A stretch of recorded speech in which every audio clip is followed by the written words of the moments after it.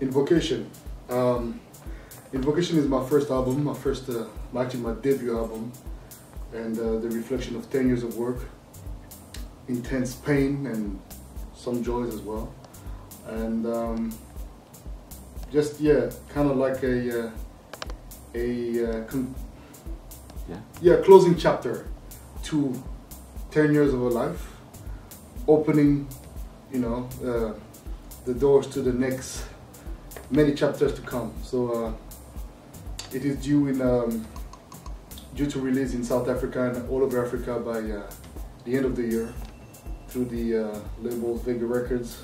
Vega has been the main supporter of this project and the key element to make this dream happen.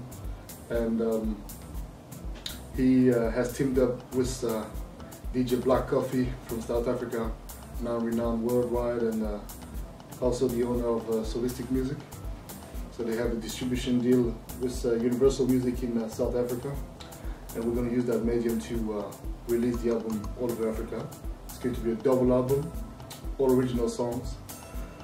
Some of the songs you know that came out on Vega Records, and some of the songs you don't know. So much to discover. And the actual worldwide release is due for next year. It's been an ongoing, postponing process, but it's because it's a really, really big album, and there's so much effort put together that it needed some kind of organization to make it come out right. And I think we're coming to that point now. So the rest of the world will get the album by the beginning of next year through BBE. So big families coming together, working together for the best of the album.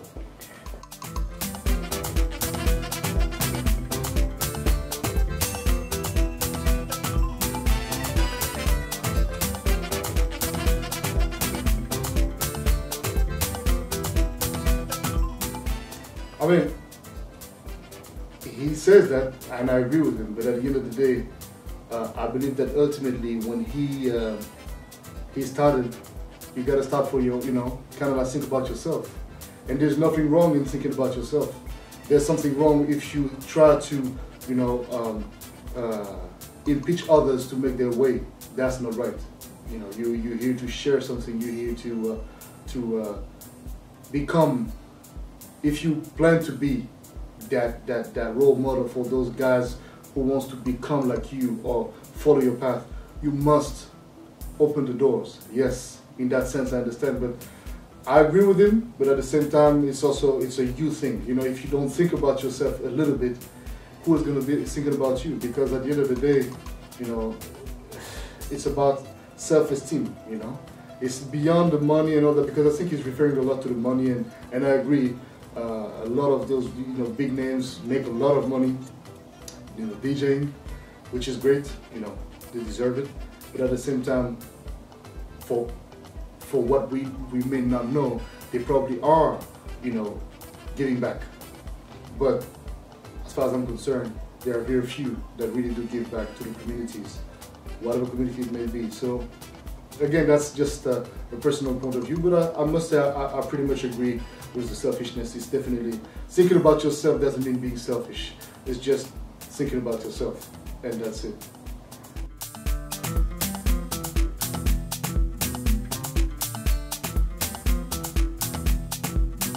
Honestly, I would definitely say that the fact that social networks, like Facebook or Twitter, you name it, there's plenty of others, but I mean for the most known, first of all, the fans can get close to the artist they admire, they follow and support. Secondly, it has become the best way to promote your music.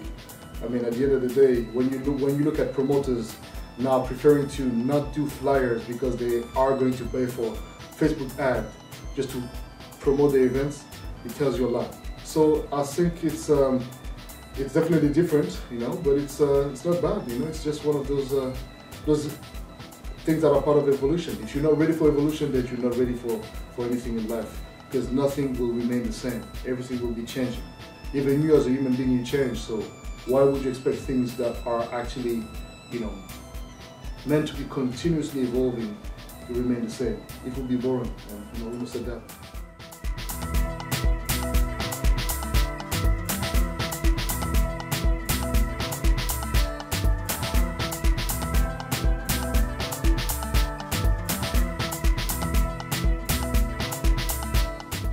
Man, that's a tough question. I mean, Spotify is good, you know. I think it's a superb way to promote yourself as an artist, but you've got to look at it in different ways.